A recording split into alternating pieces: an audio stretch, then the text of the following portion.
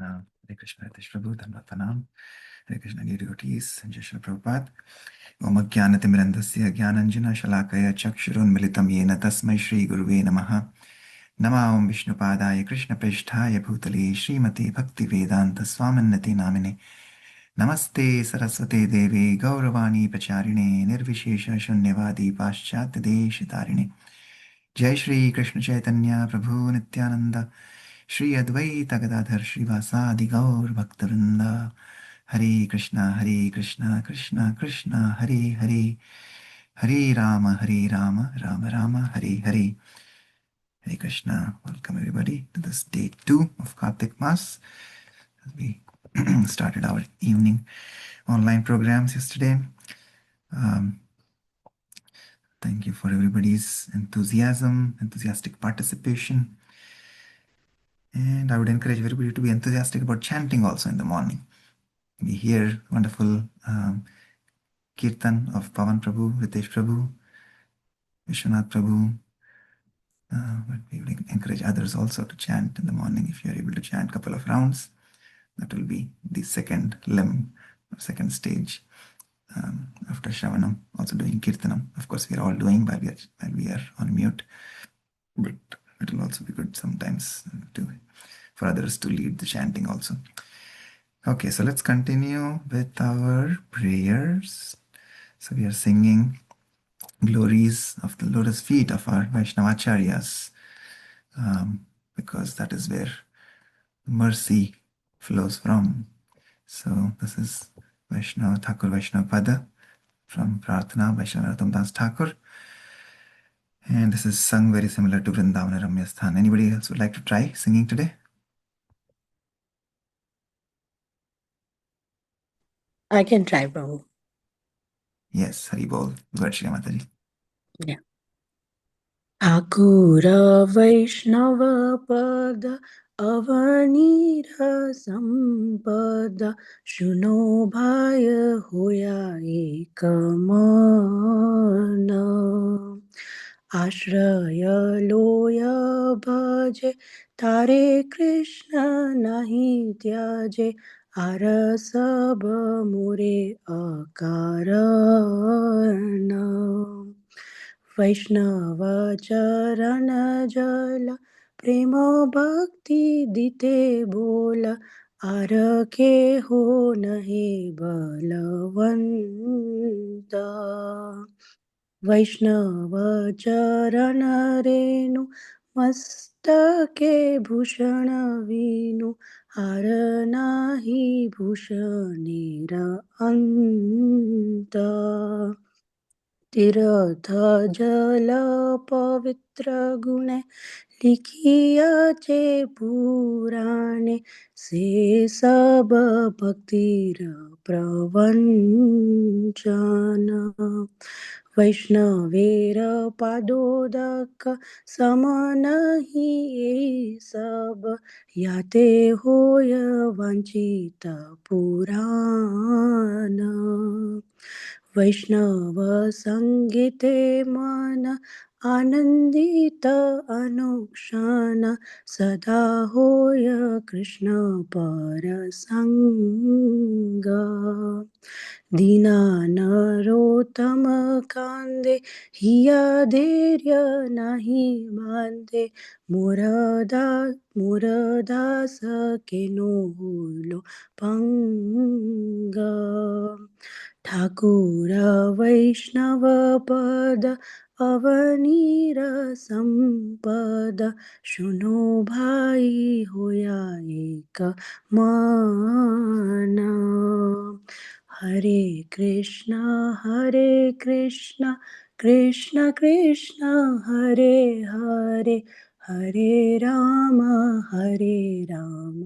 Ram Ram Hare Hare Hare Krishna. You can read the translation also, Mataji. Okay. O brother, please hear my words with rapt attention. The lotus feet of the Vaishnavas are the most valuable treasure of this world. These Vaishnavas continually take shelter of Lord Krishna and worship him. They never abandon their Lord. They are liberated. They are free from the cycle of birth and death. The water that has washed the lotus feet of the Vaishnavas bestows devotional service in pure love of God. Nothing else is as effective for attaining this divine love. I place dust from the lotus feet of the Vaishnavas upon my head. I wear no other ornament. The purifying power of the waters at the various holy places of pilgrimage is described in the Puranas. Although this is something of a deceptive trick, actually, there is not anything as purifying as the water that has washed the lotus feet of the Vaishnavas. This water fulfills all desires. Moment after moment, my mind finds pleasure in the association of the Vaishnavas. I always seek out the company of those who are devoted to Lord Krishna. Poor hearted Narottam Das breaks down and cries, how has this fallen condition come upon me? Hare Krishna. Hare Krishna. Thank you, Shri Mataji, for the wonderful recitation and reading. Yes, so power of Vaishnavas, lotus feet. Like Prabhupada also was explaining yesterday in Prabhupada Leelamrit, transition to chapter 44. Prabhupada is in Melbourne now, and he attended the first Jagannath Rath Yatra there in Melbourne, which was very, very successful. And then, but of course, at that university, there was that incident where young students were very radical and opposed, and they misbehaved. But Prabhupada was still very tolerant. But he says there that that he respects Jesus Christ because he was representative of God. So, right? So like he was a pure Vaishnava, he's the son of God, and that's why we respect him. And similarly, we are also representatives of God. So representative of God should be served and honored almost as like God. So the same thing that Prabhupada is also explaining to them. But of course, not everybody understands the message. It is all depending on their level of consciousness. But just like Prabhupada said, that even if they came in contact just by hearing Hare Krishna once, their Sukriti starts, so their journey starts.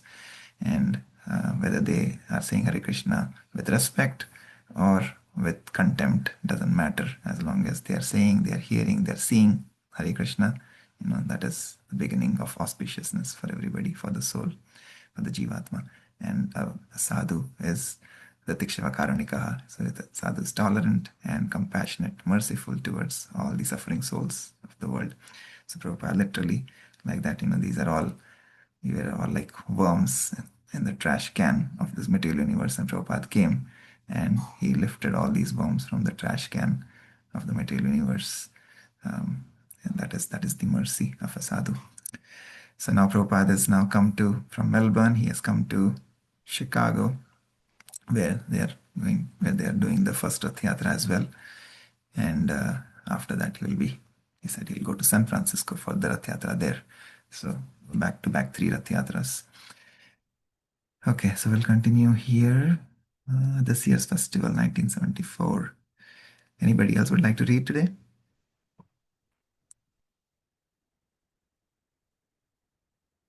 Okay, then I'll continue. All right, so this year's festival, 1974, would mark the 8th annual San Francisco Rath Yatra. And now, at Prabhupada's urging, devotees in more and more cities are beginning to hold the festival. Srila Prabhupada wanted to give utmost prestige to this kind of preaching. And so he had gone out of his way to come to Chicago, where he had never been before, just to ride an hour down State Street on Lord Jagannath's cart. Prabhupada felt that his disciples, by holding Rath Yatras in cities on every continent, would defeat false religion, and spontaneously people would be attracted to Krishna simply by enjoying a festival of singing, dancing, feasting, and seeing the Lord. Prabhupada stood in downtown Chicago before the large, elaborately decorated car, eager to ascend to the seat where he would ride during the procession. But there was no ladder, so he waited while devotees ran to a hardware store and got one. Then he mounted the cart and sat on his Vyasasan. The city was busy with thousands of shoppers and workers. Many members of Chicago's large Indian community had turned out to receive the Lord's blessings and to observe this tradition so well known to them. And hundreds of Prabhupada's disciples from throughout the Midwest had gathered to pull on the ropes of the cart, lead kirtanas, and distribute prasadam and Back to Godhead magazines as the big cart plied down one of the busiest streets in America. Although several policemen on motorcycles led the procession, their mood was hardly that of the king of Orissa, who had traditionally led the Rath Yatra procession in India. Each year, the king would present himself as a menial servant, leading the parade by sweeping the road before Lord Jagannath with a gold handled broom. The Chicago police, however, seemed intent only in getting the parade over with as soon as possible. With stern anxiety, they dedicated themselves to keeping open the flow of ordinary automobile traffic. They acknowledged that the devotees had an official permit for the parade, but they continually prodded them to pull the cart faster, threatening to terminate the parade entirely. By Krishna's grace, however, everyone, including the Chicago police, became satisfied as the procession moved along peacefully for several miles, finally arriving at the Civic Center Plaza. Amid skyscrapers and city noise, Srila Prabhupada addressed the outdoor audience. Immediately following the lecture, the devotees began prasadam distribution and kirtan. Prabhupada was pleased by the festival. San Francisco, July 7th. Prabhupada heading for the hat trick of Rath Yatras. Thousands followed the three carts for several miles through Golden Gate Park. Srila Prabhupada, riding on the second cart beneath the deity of Subhadra, wore the same golden wool cap he had worn in Australia, a white bulky knit sweater, and a garland of red roses. Despite his recent extensive traveling, he was alert and well. He looked out at the sea of devotees and parade followers and took great satisfaction in the transcendental scene. In his speech before a crowd of 10,000, Prabhupada said that the Americans should lead the world in propagating Krishna consciousness. I know that all American ladies and gentlemen here are educated and intelligent, he said, and I am very much obliged to the Americans who have helped me make this movement popular all over the world. When Sri Chaitanya Mahaprabhu first introduced the Hare Krishna movement, he said, Bharat Bhumi Te Haila Manushya Janmayar Janma Sarthaka Kari Karapara Upakar. He thus expressed his desire by saying that anyone who has taken birth as a human being in Bharatvarsha or India should understand the Krishna consciousness movement and spread it all over the world for the benefit of all humanity. He also predicted that in all the villages and towns of the entire world, the Krishna consciousness movement will be known. So, with the cooperation of you young Americans who are kindly helping to spread this movement, it is now factually becoming well known all over the world. I recently went to Melbourne, Australia, where we held a similar festival in which many thousands of people joined and chanted and danced with us. Then I went to Chicago, where we held the same ceremony. Now, this morning, I have come here, and I'm so glad to see that you are also joining this movement. Prabhupada's fingers tapped lightly against his kartals as he spoke. His eyes half closed. He chose his words with confidence, and those words echoed across the meadow. Prabhupada requested his audience not to think that Krishna consciousness was sectarian. It was meant for everyone because the real nature of the self was spiritual. Chanting the holy name and dancing, he said, were not ordinary. It is open to everyone who will simply chant the Maha Mantra. Hare Krishna, Krishna Krishna, Hare Hare, Hare Rama, Rama Rama, Hare Hare. You are generally young, whereas I am an old man who may die at any moment. Therefore, I request you to take this movement seriously, understand it yourselves, and then preach it throughout your country. People outside America generally follow and imitate what America does. I am traveling all over the world, and everywhere I see other countries building skyscrapers and in other ways imitating your country. Therefore, if you kindly become Krishna conscious and chant and dance in ecstasy, in emotional love of God, the entire world will follow you. Thus, the entire world can become Vaikuntha, a spiritual world in which there will be no more trouble. Thank you very much. Guru Das had sent a letter to all ISKCON centers inviting devotees to attend the opening of the Krishna Balaram Mandir in Vrindavan. He had invited life members from Bombay and Calcutta and had reserved cars for them on the trains. Prabhupada also was inviting his disciples to come to Vrindavan for Janmashtami. Lecturing before hundreds of devotees in Los Angeles, he said, I invite all of you to come to Vrindavan to the opening of the Krishna Balaram Mandir. Prabhupada had also mailed invitations to his god brothers, and when one of them, Sridhar Maharaj of Navadvip, accepted the invitation, Srila Prabhupada replied, assuring him of comfortable accommodations and suggesting the easiest way to travel from Calcutta to Vrindavan. Srila Prabhupada also told Sridhar Maharaj of his preaching. You will be glad to know that our books are selling very nicely. Last year, we sold about 4 million books, and this year, within 6 months, we have completed last year's quota, and therefore, we can reasonably expect to double the sale of last year. The only difficulty is that we are expanded worldwide organization, and it requires very acute management to keep up the status quo. So, by Krishna's grace, everything is going on nicely. Regarding preaching tour, it has become a little difficult for me because I have got the same heart trouble as you have, and still I'm moving just to encourage these young boys and girls who are working on my behalf. On July 15th, only 10 days before Prabhupada's proposed arrival in Vrindavan, he wrote almost identical letters to his sannyasi disciples, inviting them to come and resolve the many personal matters and items of business that had been pending during his busy tour. I cordially invite you to attend our opening ceremony in Vrindavan because all of our sannyasis will be present there. You also come there as a regular sannyasi and take part. That is my desire. When Karandara, the newly appointed GBC for India, began to express doubts that everything would be ready on time, Prabhupada replied from LA, "The festival must be gorgeously done. It should not be poor. If there is a scarcity of money, it will be supplied. There must be full prasadam for all the guests. You plan for that, and I will supply the funds. Complete prasad distribution must go on. Regarding the temple not being finished on time, that is your responsibility. What can I do?"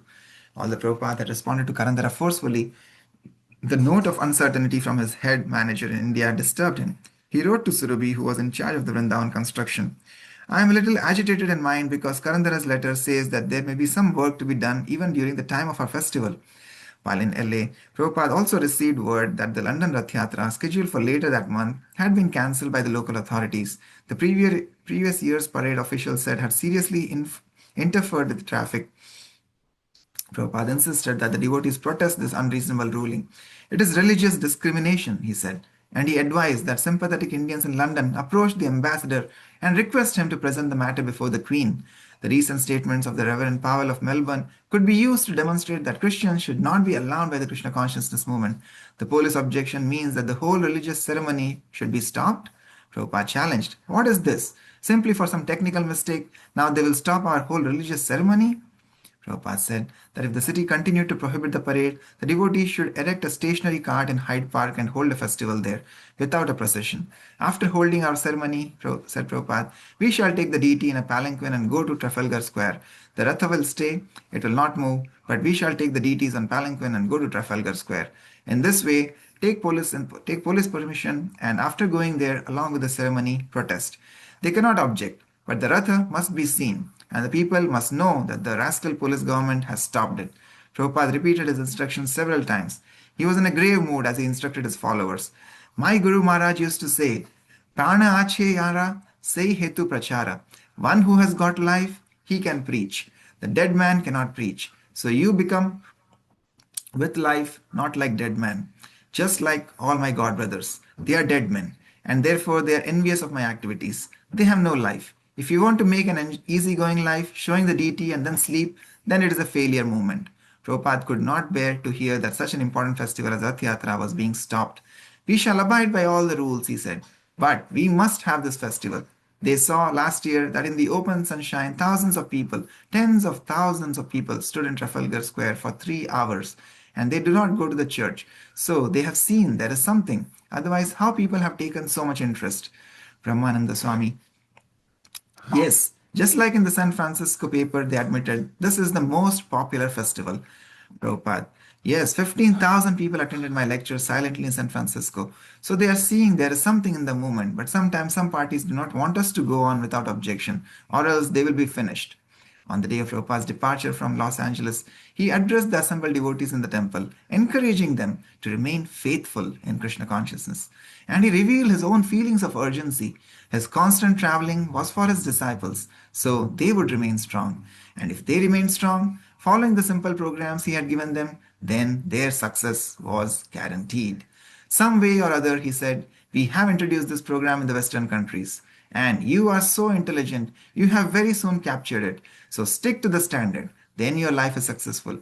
It is not at all difficult, but don't deviate. Then you are pakka. Pakka means solid. Mam eva ye prapadyante, mayam etam tarantite. If you remain solid in Krishna consciousness, then Maya cannot touch you. So that is my request. I'm traveling all over the world. I'm going to see how things are going in Dallas and New Vrindavan.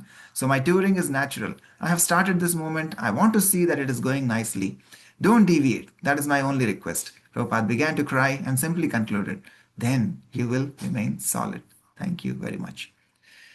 New Vrindavan, July 18, 1974. A letter from Karandara reached Srila Prabhupada informing him of his resignation as GBC for India. The responsibilities were too great for him, for he had only recently come back to Krishna consciousness. He would continue to follow the spiritual program, but he could not be the GBC. Again, Srila Prabhupada was set back, and before several GBC men in his room at New Vrindavan, he asked, "What to do? What shall we do? So maybe I should just give up these projects in India."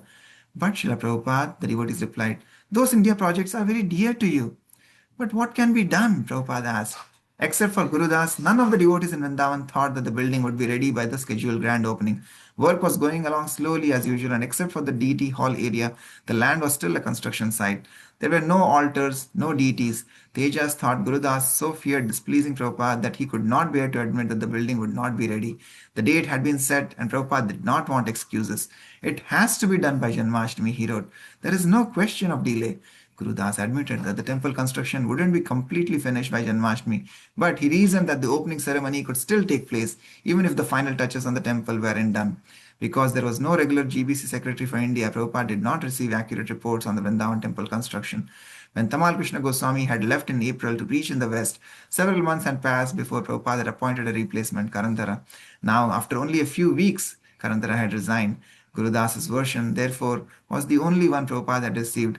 The end of July grew near, and devotees prepared to travel to Vrindavan for a fiasco. Vrindavan, August 4, 1974. When Prabhupada's car pulled up at the ISKCON property in Ramanareti, a group of devotees greeted him with kirtana and flowers. Some 25 devotees from temples around the world had already gathered for the grand opening celebration, and along with the Vrindavan devotees, they crowded happily around Srila Prabhupada. No formal walkways had been constructed, and Prabhupada walked through the half-constructed walls, past piles of sand and bricks, making his way toward the deity house. Even here, the lack of ornamentation and finishing was apparent, and rubble lay all around. "What is this?" Prabhupada demanded as he toured the construction site. "There is nothing here. Where is the temple? You told me the temple was finished." Gurudas, Surabhi, Gunarnava, and others directly responsible were unable to answer. Their faces went white. Prabhupada was furious. "How can you open this?" The visiting devotees also began speaking among themselves. "It is not ready. How can we open?" "But Prabhupada," said one devotee, "devotees from all over the world are coming." "Stop them immediately," Prabhupada said. "There will be no opening." Prabhupada had burst the bubble, the illusion that they would be ready for the grand opening. Prabhupada's anger was frightening, and the devotees who surrounded him were no longer carefree and joyful. "You were going to open this temple," Prabhupada scoffed. "The altar is ready," said Harikesha, who had come from Japan to attend the opening. "We can install the deity and—" "You cannot open this temple," Prabhupada shouted. "This temple is not completed." Prabhupada then walked into his house, followed by the Vrindavan managers and a few other leaders. Whoever could keep his distance from Prabhupada in this mood considered himself spared. Surabhi's wife ran off to pray to Krishna, afraid of Prabhupada's ferocity. In his room, Prabhupada's anger only increased. He yelled at Gurudas for mismanagement. He yelled at Surabhi. He yelled at all of them. No one dared to offer suggestions or excuses. There was nothing to do but turn white and become depressed. Prabhupada suddenly inquired whether the temple could be opened despite the mess. "Can you have the deity rooms ready at least?" He turned to Surabhi. "This is an insult to our society. What will people think? We have announced it everywhere." "Nobody actually knows about it, Srila Prabhupada," Surabhi replied fearfully, exposing himself for another blast. "Oh," Prabhupada somewhat changed his tone. You have not made any propaganda about it? No invitations?" "Not yet, Prabhupada. Not to the people in Vrindavan.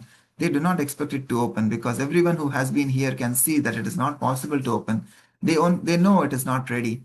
"This is a farce," Prabhupada scowled. "It is a fiasco." Disgusted, he looked at his Vrindavan managers. "We have to open. How can we open on Janmashtami?" "Srila Prabhupada," Surabhi said, "the doors are not ready. They are still cutting the wood." Prabhupada inquired about the deities from Yamuna, who explained that their paraphernalia had been purchased but that the thrones were not ready. "What is your opinion?" he asked her. "I am totally unqualified to speak," Yamuna said, "and although I have no right to speak, I see it as almost impossible to actually open the temple. There is no pujari."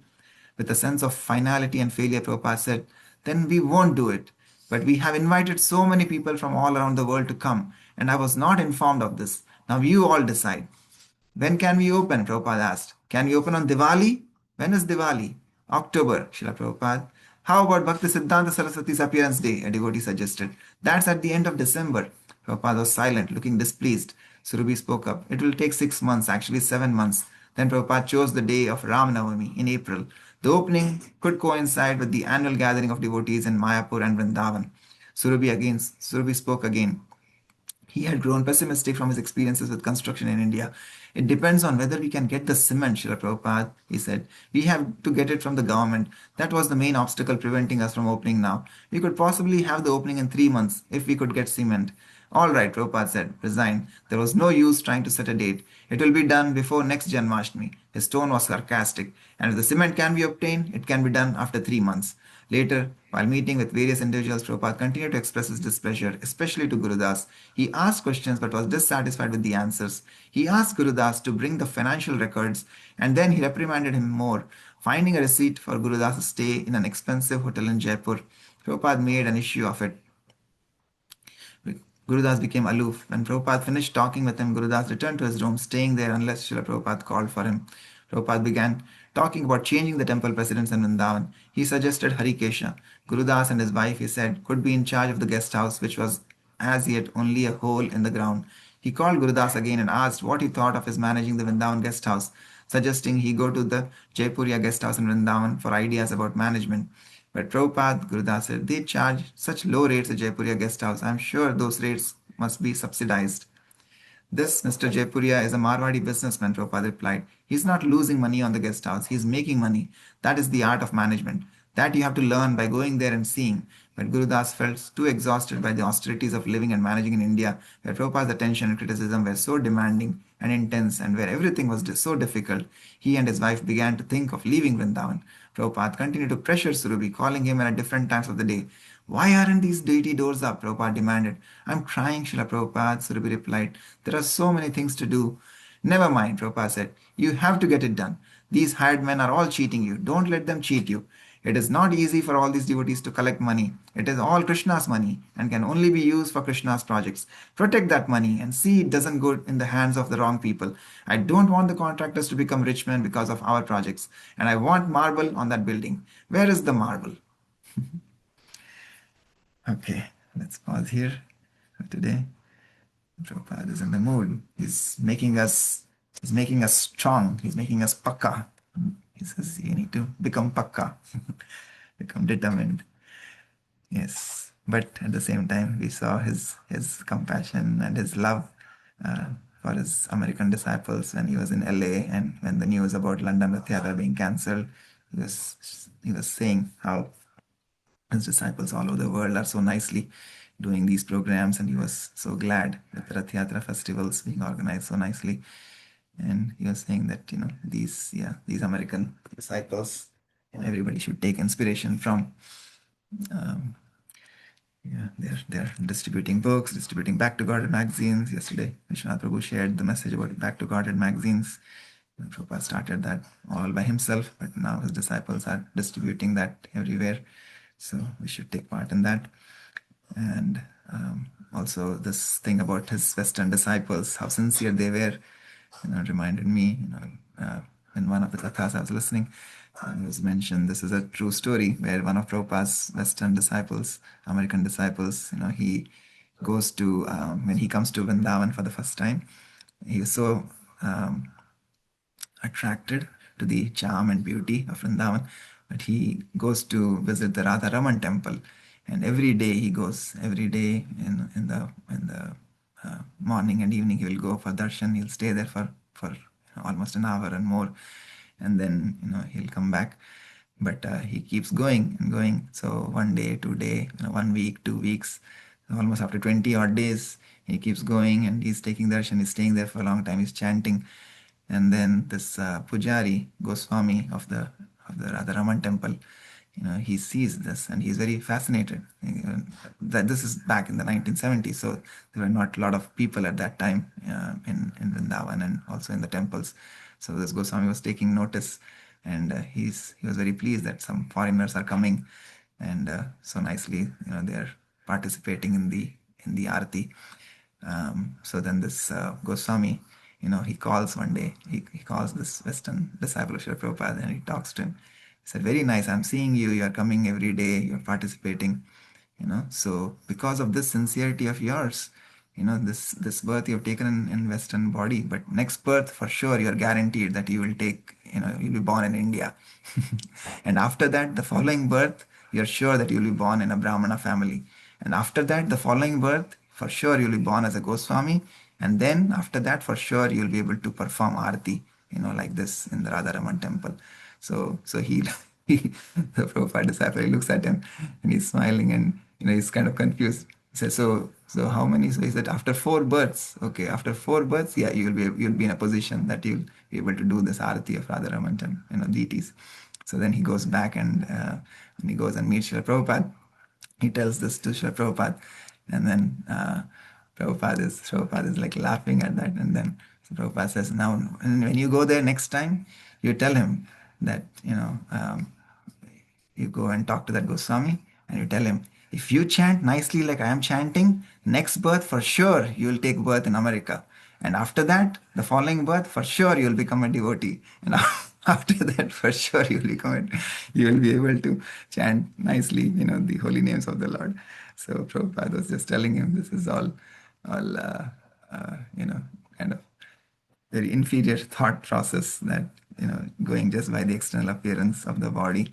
But and that's what we saw even yesterday. Prabhupada was very strict against allowing any of these smart Goswamis or caste Goswamis to interfere in their opening of the temple. We will invite everybody, but if they want to come, they can certainly come. But it's not like we will be dependent on them. So anyway, again, it's not a mark of disrespect, but it was a true incident that I heard in one of the kathas. So this was very much there, and this has been there for centuries. Discrimination on the bodily level, and like here in London, they are now discriminating religiously, that this Rath Yatra was causing trouble to the flow of traffic, etc. But Prabhupada is very strong in his mood and in his preaching, that this is the mercy of the Lord, and this is something that has to be distributed to everybody. We have to preach, not like those disciples of his God brothers who say something and then go and sleep in the park and then don't do anything and come back and say, oh, we are working for you all day. So that is not the mode. So that is what Prabhupada was against, complacency. But yeah, we have to have enthusiasm, we have to have determination. And then when we have patience, with enthusiasm, we show up. With determination, we carry on. And with patience, when we have, then the Lord will show up in front of us one day. His mercy will show up. Okay, thank you so much. Anybody else would like to share anything from today's reading? Anything that you liked, anything that touched your heart?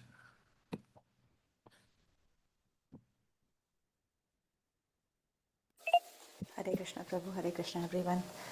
I was just thinking that whenever I'm lazy in my sadhana, I can remember anger of Srila Prabhupada, like how we just read today, and that might, wake me up.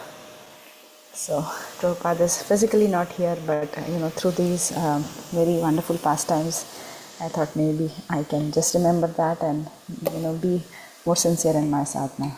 Thank you, Prabhu. Hare Krishna.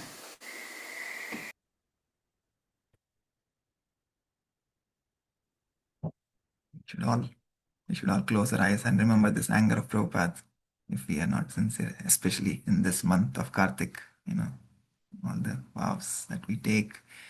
And even if it doesn't matter, what vows you've taken, we need that sincerity. So, yeah.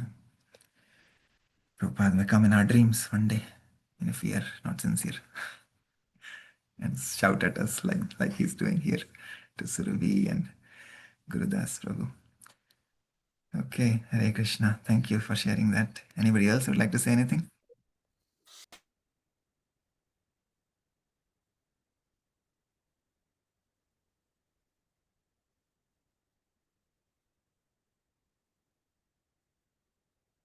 Nothing?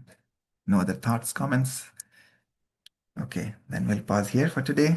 Thank you so much for your wonderful enthusiasm to show up, determination to carry on. And we will pray to the Lord for his mercy, and that with patience we'll be able to one day have that mercy in our lives.